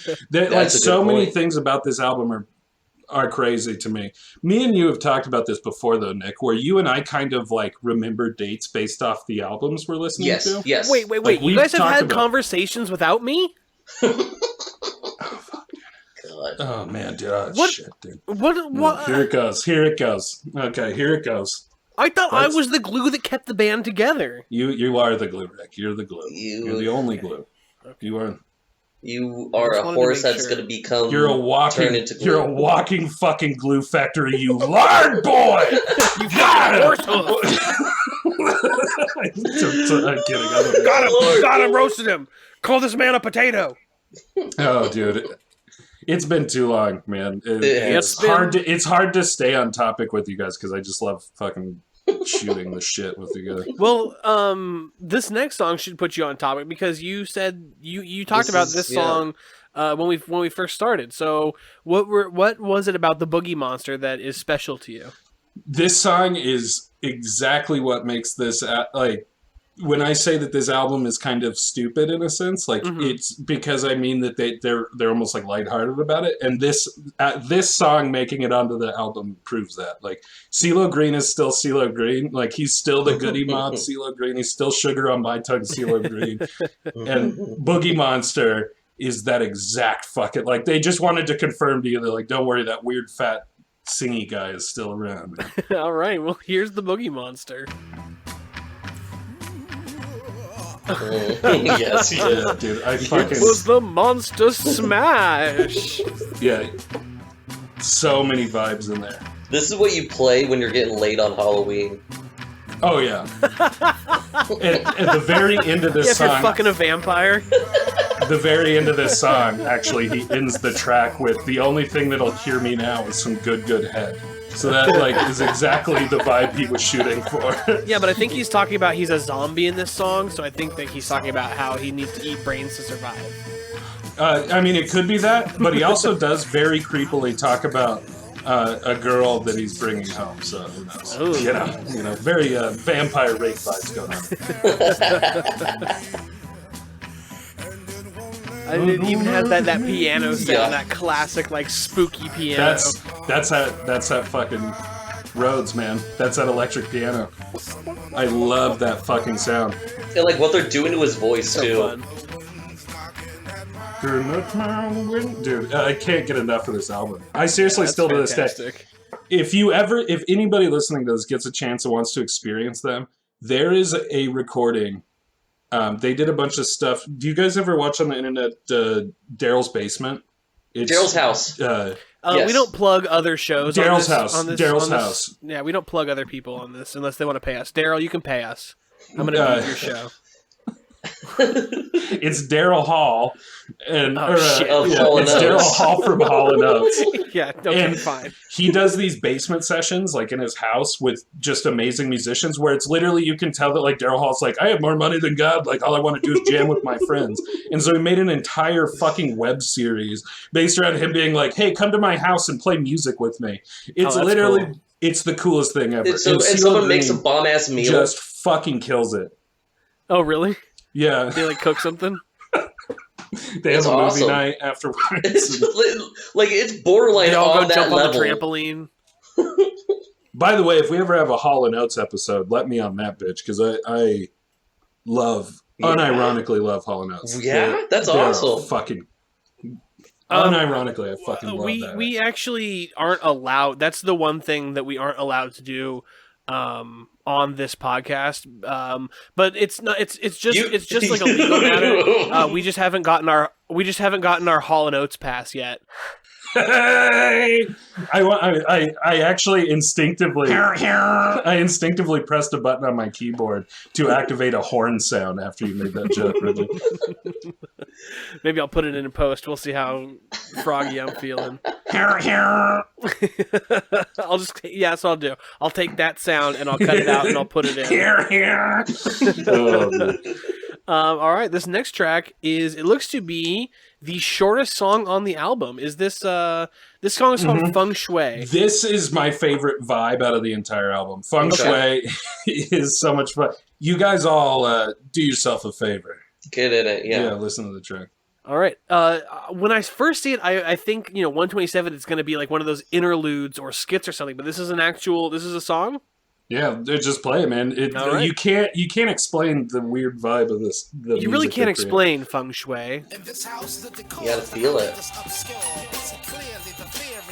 Oh, this is like an old school vibe. Okay. Yeah, dude. This is like... I feel like I'm watching like a Grindhouse feature. You're watching like a... Sick, dude. This would be perfectly at home in Afro Samurai. Yeah, like... Exactly, like kung fu, those like blaxploitation era films, where like they all do kung fu for some reason. Yes, Afro Samurai is an anime that is fantastic. I love that. I love that for Samurai. Yeah, Samuel L. Jackson voices somebody in it. It's really good. This would be right at home in that sort of like Asian influenced hip hop. Samurai Champloo, if you ever saw Samurai Champloo, that's another great anime. This would be perfectly at home in there. Yeah, I like anime. Fucking come at me. I've been quarantined. I've been kind of. I love anime, bro. What do you want to make fun of me? Data mayo!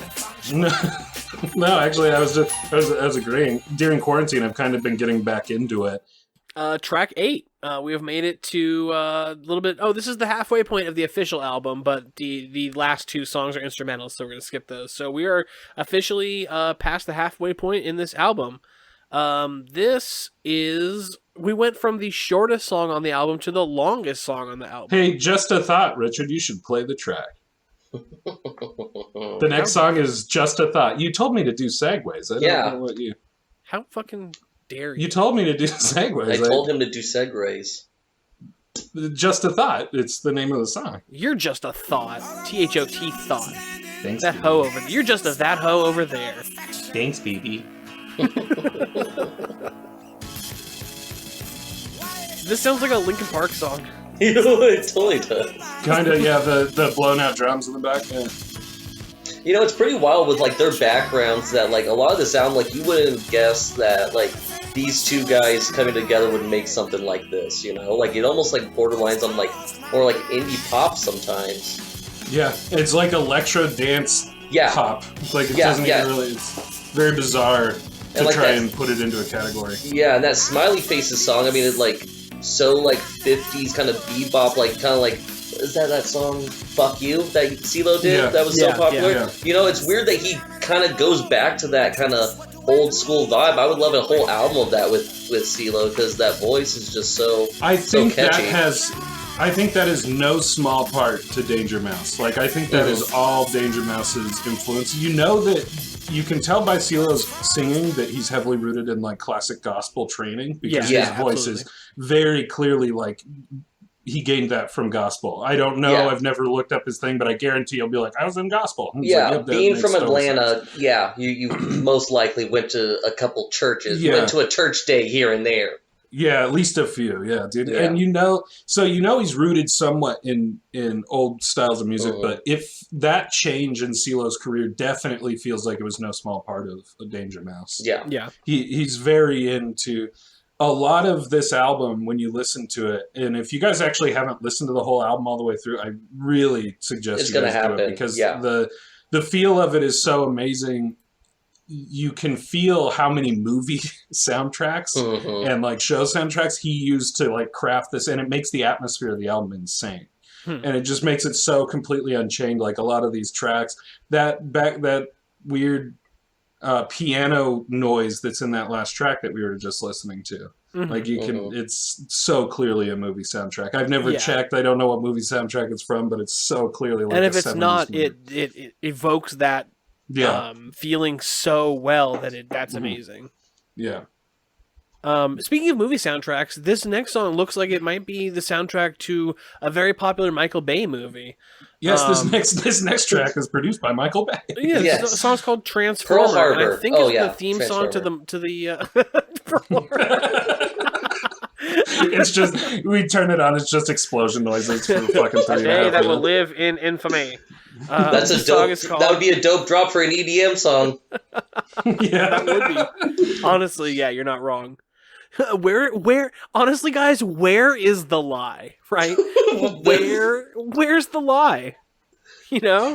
Just at EDC, just like a day that lives on in infamy. Bow, bow, banana, bow, bow. everyone's just dumping sweat and like, yeah.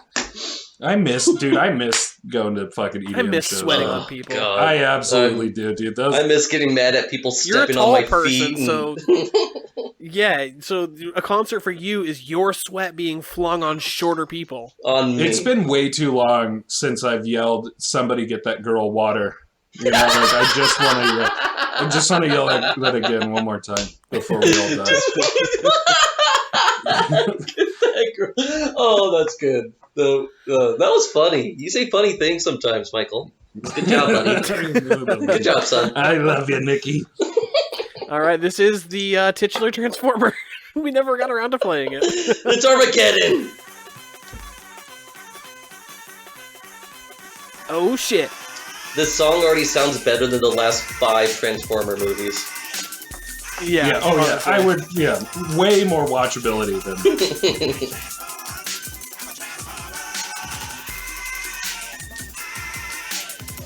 This is just good. Like we're all just sitting here, just nodding our heads to this song. Yeah. And the breakdown right here. It's so sick. God, man. this is so good. They're both so weird. I literally just added that to my Spotify playlist. Yeah. It's fucking sick. That's been man. also a running theme. Is almost every album that we have done, there's been a song that I've been like, okay, I'm gonna snatch that, put it on the Spotify playlist. That's the shit though. Your Spotify's gonna thank you for that in the end of the Oh day. yeah, absolutely. That song is your great. your end of That's a great 2021 playlist is gonna be lit fire. It's gonna be flossing so hard. Do you remember all of the tracks you've added because of the show? You need to do a show. I know. Playlist. We need to put a Yeah. playlist up. That's a good idea to put a Abso-fucking-lutely. playlist of all this of like a track from each album up, and we'll absolutely do that. And if you have a suggestion for the track that you want us to put up, email us at spindoctorspod@gmail.com. email me at madeupwords.fart. At this next song- gspot.com. Yeah. Well, you know what, Michael? Like, fucking who even cares, bro? Like, who cares? Do you know anything about this one? Who cares, man? You know, honestly, Richard, who cares, dude? This is what I say Couldn't whenever have said it someone better asks me when do I want to go on in the show. Who cares? Who cares, man? First, dude, of course. Okay. I like how this song just starts immediately. Yeah, they are the kings of there's like because like I said, there's lead in these Right. tracks that you're playing. So And that's something you'll only get if you listen to the full album. So absolutely do that. Yes. listen to the mood change in this right here. though. But who cares? Oh. Yeah, this is great. This is much more like chill. I could see this in a movie during like when somebody is like on drugs and they're having like one of those crazy like you know when they have those shots where they're at the club and everything's just like crazy. The montage of all the the montage of all the Yeah. different. Yeah, this song could be playing in the background. Absolutely. We should just take Prodigy, Smack Your Bitch Up, and put it in. That's fantastic. So, Mike, you were saying, like you graduated high school, you're kind of going through your first, or at least like a big bout of depression. Like, what's this album helping with, or like whether it's helping or maybe making you understand something more? Like, why is this album so important at this time in your life? I can't even answer that question uniquely. Like it's the same thing that every moody teenager will tell you. Like there's those albums, like Pink Floyd is the same thing for me. Like there's albums that just like during that period, they became your anthem, there's no way for me to answer this that doesn't sound completely cocked up, because it's Who Cares is one of those tracks, the track we just listened to, where it feels like that song is about you at that time. Like there's nothing more to say. There's no unique answer. There's nothing special about it. Like it resonated with me so strongly because of the content of the lyrics in these songs. The music is amazing. The production is amazing, but the lyrics were what really made me gravitate to this album, because it's just, dude, when you're 17, 18, and you're confused about life and like you don't understand anything, like you're trying to figure out depression and stuff because you're navigating that lifestyle. You're not taking your Ritalin anymore. Depression, the ultimate lifestyle. I was put on Ritalin and Adderall when I was really young, and it was really difficult for me to, when I decided that I couldn't stand the way it made me feel anymore. Like I made this gigantic life change. I'd been on it so long that depression just flooded in, and it would give you such strong mood swings when you were on it. Like those feelings were always there, but when you detoxed from Adderall or Ritalin, it's like all of a sudden it was just like so prevalent. Usually when your pill wore off, that's when you got like, I'm crying at night for no reason. Like that's what those kind of things Ritalin did to you. Sounds like a lot more fun than it is. Like for something called Ritalin. It's fun for people that don't. No, I just mean like the name. Have to the take name it. Ritalin. Like right. Yeah, it does sound like a lot more. Ooh, we're gonna answer some puzzles. Yeah, it sounds like it makes you good at logic puzzles. Yeah. Yeah, it sounds like an old man in a top hat's gonna be like, "Gather round, children, win a free pop for some Ritalin." Like, Ritalin me this, Batman.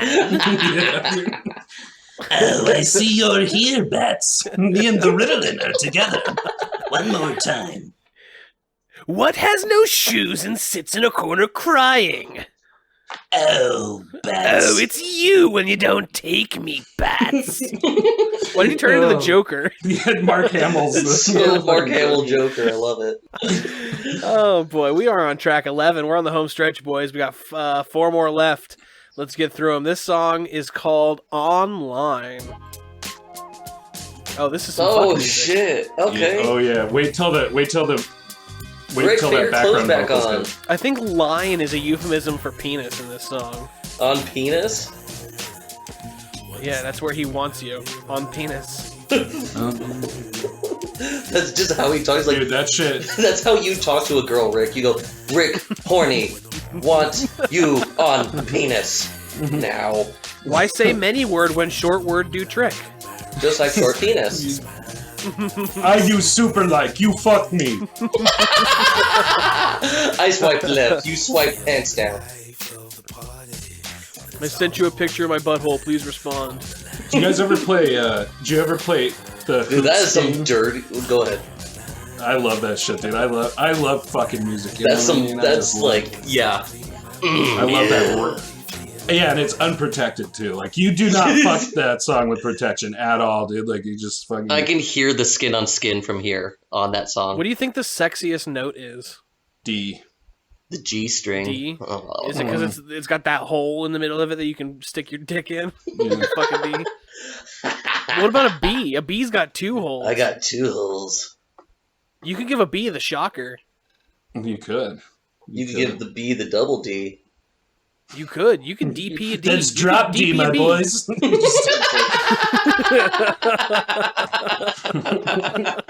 It's It sounded so dirty, like an old man be like, you know what you call that, boys? That's called the drop D, my boys. So here's a Slurpee. I'll see you guys next week. Oh, really? You put your whole ball sack in her asshole. That's called the drop D. I'll see you kids around. No, that's called dogs in the bathtub. Yeah, it is called dogs in the tub. Oh my god! Yeah. I'll see you guys next week. If you have died, if that joke killed you, you know what? Call 811 for the local necromancer. I fucking love this song. Oh, this is one of your jams? This is good. One of them. Yeah. This whole album is fucking jams, dude. Yeah. I'm telling you, I'm a fanboy of this album. They had another album called Odd Couple, and it's also really good, but this album is super special. I love that, like... Well, never mind. Yeah, this is really good. I like how it kind of continues that like spooky sounding theme that was going on earlier. It's hard to explain how full their songs are. Like, there's... No one ever went into Danger Mouse and was like, there's too few noises. Like, no one ever said that. Not once. Like, nobody It's like ever going came to in... Migos and saying, I don't think you guys are saying enough stuff in the background. Yeah. Could you guys do more ad-libs? So you guys are only using 12 tracks on this song? That seems like kind of little for you guys. Step your game up? Maybe? This seems like a very serious song. Like, I feel like most of this album has been really lighthearted, like you said, but this song just seems like very serious. That's the weird thing about this album. Even those lighthearted songs, wait until you sit down and actually listen to the lyrics in the album, because it is not a single song in this is happy. Not like even Smiling Faces is like questionable at best. Do you guys listen to Jim Croce? Yes, weren't little. those racist laws? Jesus Christ. God, I hate you. Shit. Just ruined Jim Croce, bro. No, Jim Croce is one of those guys, but Croce is one of those songwriters that not a single one of his songs is happy.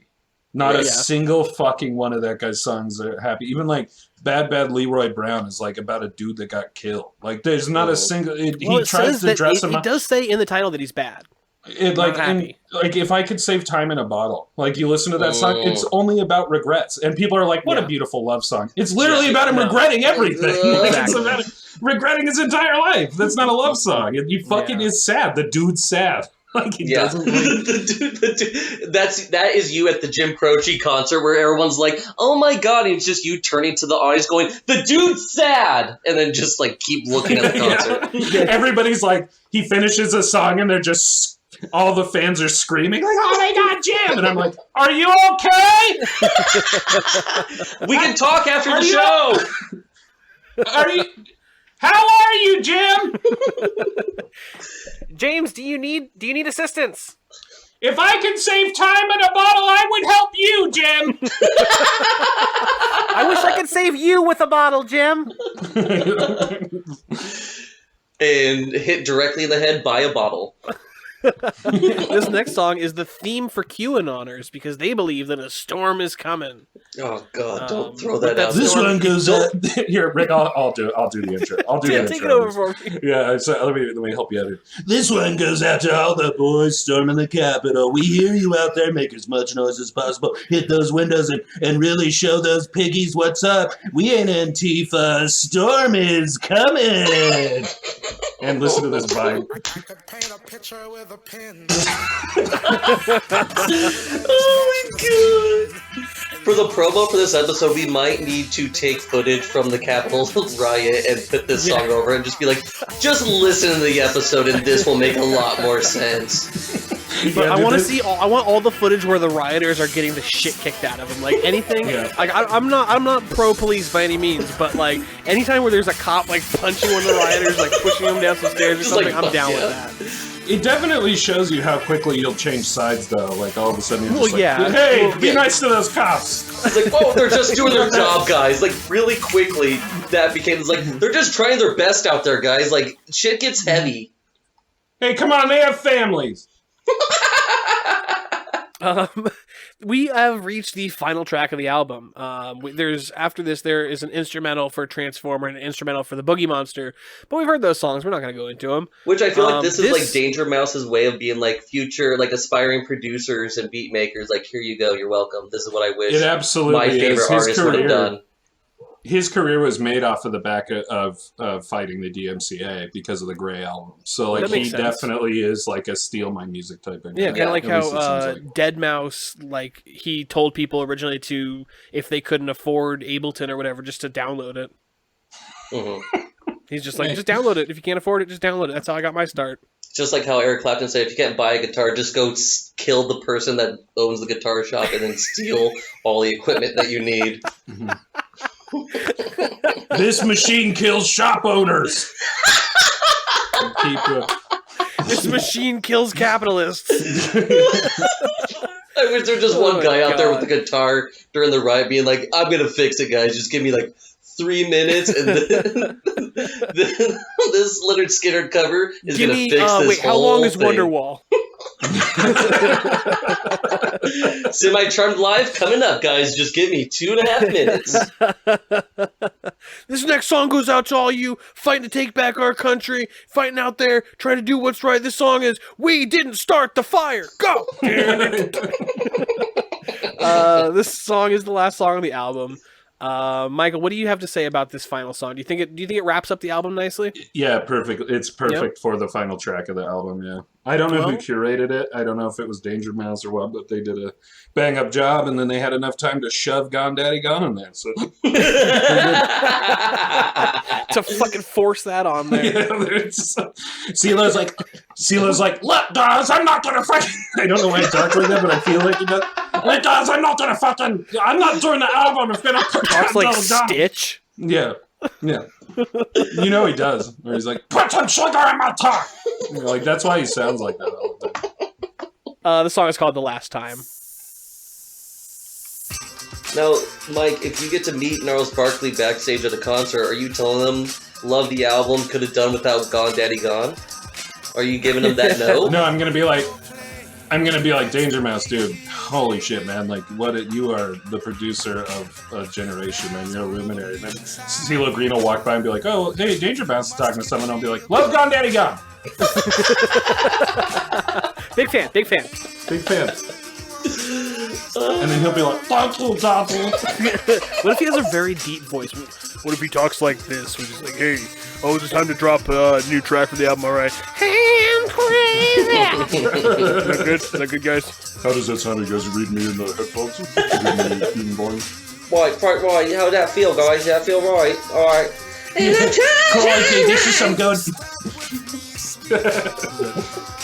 So I have a question for you guys to end this episode. Well, to before we end the episode. Does that sound? Yeah. That's why Rick wasn't saying anything for. You guys want to play Gone Daddy Gone again? You guys want to do Gone Daddy Gone? Okay, let's go back. Is that good? Is that a good track? You guys, is she a great big fat woman?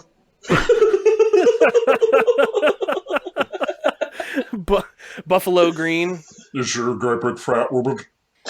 All right. I Well, want to hear that guy order. I want to hear that guy's Taco Bell order. I don't know whatever has skin. A great big fat crunch wrap supreme. Can I get a chicken chalupa skin on? Skin on I'm my sorry, face. sir. I'm sorry, sir. Who did you tell you wanted sauce? Oh, I told Shannon. Oh, really? Which one is? I don't know if we have a Shannon. She's a great big fat woman. I would like fire sauce, please. Diable. It puts lotion on the quesadilla. Do you guys have the one that tastes like lime? What a great way to end the show, right? This has been the final episode of Tumbleweed Junction. Thank you all for listening to NPR. That's been the album. That's been Michael. Next, Yes. Shannon's going to talk about the bean situation in Mexico. Thank you, Ira Ass. I love you, boys. It was so much fun to see you guys. That was awesome. That was really fun. Yeah, I had a great time, man. You guys should do. You should do more of these. You guys should try and do a couple really? more. Okay. Yeah, That's a good tip. I I think it's a good idea. I think you guys hit the ground running. And I think it's real good. Oh, we're gonna have a real fun time, you guys. That's CeeLo Green's voice. Yeah. I stubbed my toe on my tricycle. I know I can't perform at Madison Square Garden. I don't know if I can do sugar on my tongue, Daddy. Do you have any butter pecan tip of my tongue? Excuse me, Mr. Daddy. Mr. Daddy. That's what I called my teacher. That's how you address Trick Daddy, man. Mr. Daddy, Sir Daddy. Thank you for bringing us close this the album, episode Michael. with I'm the entire trying song. so fucking hard. Close the episode with the entire track of Sugar on My Tongue. Thank you guys That's so what much. I'll You can catch me on television. I'm on ABC's hit show Lost. You can see me there. You can see me. You can basically see me anywhere. I'm in the hearts of all children. I'm in the sun. I'm in the sky. And I would like to thank you all so much for the time here. And I would like to say, Rick, you've done great since rehab, and I am so proud of you.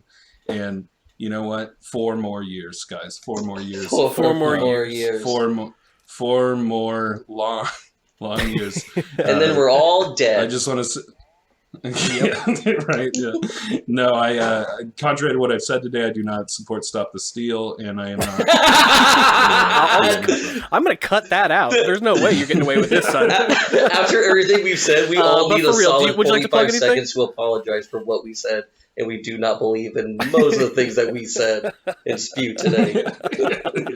Please don't listen to anything I've said other than St. Elsewhere is a good album. Yes, yes. The opinions the of only the guests do not reflect the Spin Doctors Incorporated. Yeah, dude. No, I guess as far as pitch goes, I can't really pitch anything right now. I'm working on getting ready to stream on Twitch. I'm going to be doing that regularly. I am not ready to tell you a channel name, but Nice. next time I'm out here hanging out with Nikki and the boys, you Yes. know, we'll be chilling. I'm the boys? Yeah, that's how we refer to the show now. It's just everyone comes on and is like, hey, Nick, thanks for having me. I just secretly messaged all the guests, be like, oh, and he says it's the Spin Doctors, but like I just told him that it's called Nikki and the Boys. There's only one doctor. Yeah, it's just Spin Doctor. Spin Doctor and PA. And my nurse and my RA. Yeah. Follow me on Instagram at basically Cardi B. I will be rolling out that sweet content as fast as possible. DM me for feet pics. Thanks, BB. I love you guys. I'll see you soon. All right. Thank you, buddy. I love you. Thank you for being on the show. And of course, I also have to give a big thank you to Pale Blue Dot for our theme For You off of the album Kingdom, Phylum, Class, Order, Family, Genus, Species. It's a great album. Get it wherever you get great albums. And follow us on Twitter and Instagram at SpinDocPod. And email us any questions, comments, album recommendations, anything. Just want to talk to us. If you want to vent, if your therapist is charging too much and you want some guys who do dick jokes to tell you what you should do. And we'll tell you the honest opinion as well. We will be almost too honest. We're very honest. 60%. And give it us. spindoctorspod@gmail.com. We love you very much. And That's a 40% of course, lie rate, man. That's pretty strong. That's not true. yeah, you know, it's my honesty rate. 60% of I the have time, been you tell Rick, the truth all the time. I've been Nick.